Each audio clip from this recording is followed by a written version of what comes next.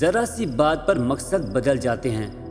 उंगली उठ जाए तो बेइज्जती और अंगूठा उठ जाए तो तारीफ।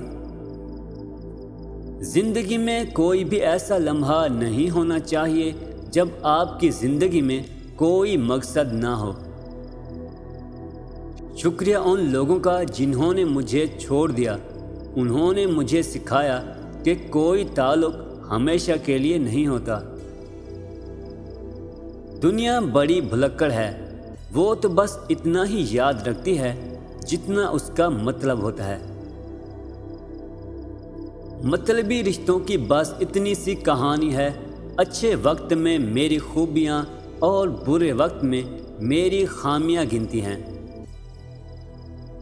ज़माना भी अजीब है, नाकाम लोगों का मजाक उड़ाता है और कामयाब लोगों से जलता है। अगर तू गुनाह पर आमादा है तो ऐसा मकाम तलाश कर जहां खुदा ना हो।